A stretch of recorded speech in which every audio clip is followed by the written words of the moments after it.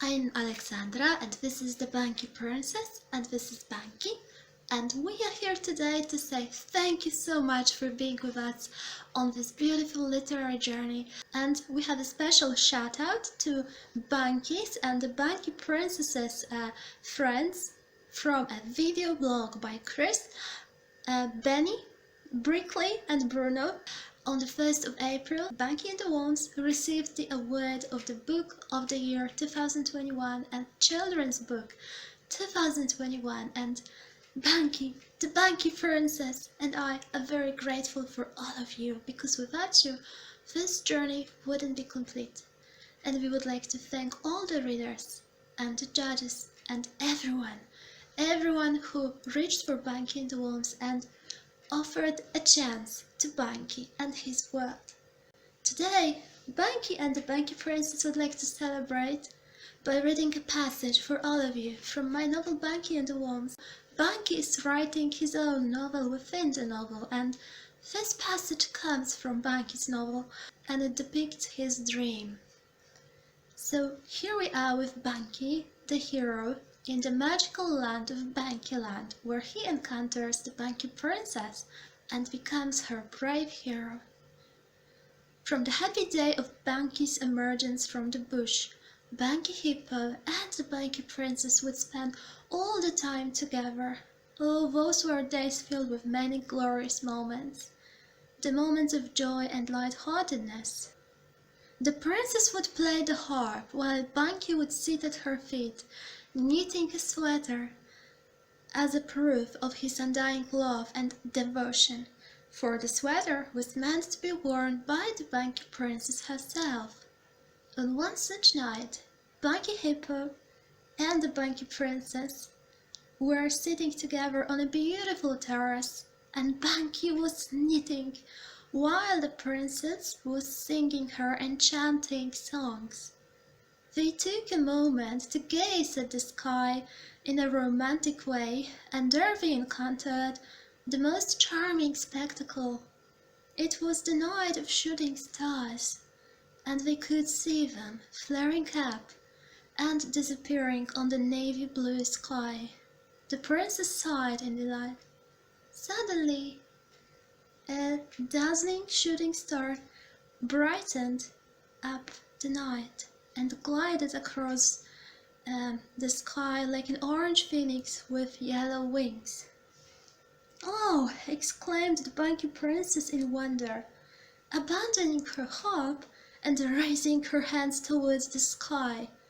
Bunky also abandoned his knitting and became speechless for a moment, but only for a moment, as the heroes such as Bunky always know what to say and how to act on unexpected occasions.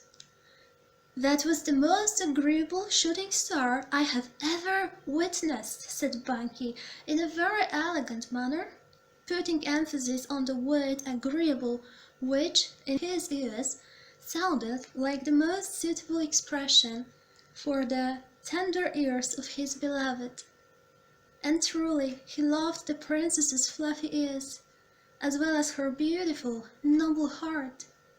The phoenix-like star began descending with a fiery speed. Bunky and the princess watched her disappear behind the castle, and the yellow trail of light slowly dispersed too. Not hesitating for a moment, Bunky jumped to his feet and rushed to the backyard. The Bunky Princess was noble and courageous. Therefore, a thought of abandoning her beloved Bunky in such an exciting moment never crossed her mind.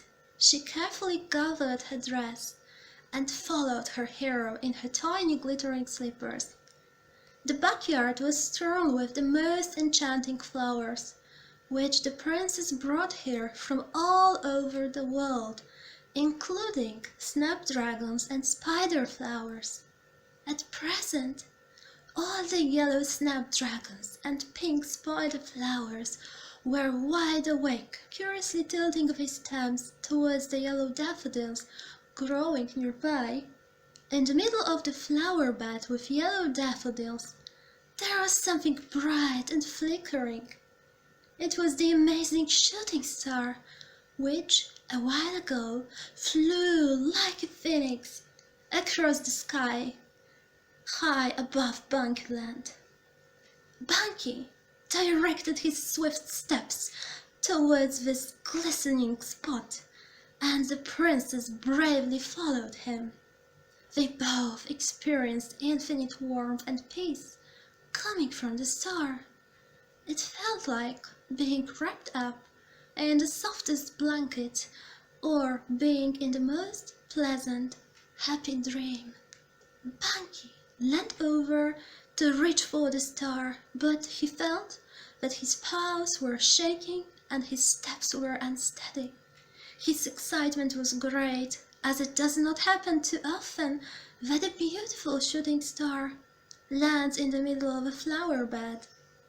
After a while and 3 deep breaths, he felt bunkyful and peaceful again, and finally reached for the star. He was doubly careful, as the princess hoed and raked the flower bed last week, and he didn't want to spoil the final effect or trample over the yellow daffodils.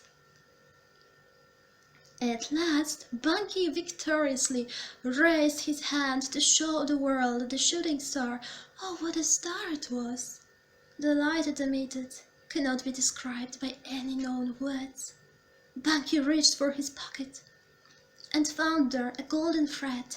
Presently, as he took up knitting, his pockets were filled with colorful threads, which he would use to bind off stitches. It hardly ever happened that one loves so much that he resorts to knitting and bravely undertakes such a strenuous exercise. Yet Bunky was capable of this, and not only of this, he already knew how to make knitting patterns. This easily explains why there were so many beautiful threads in his pockets. Obviously, he selected the most beautiful one, matching the star in color and elegance.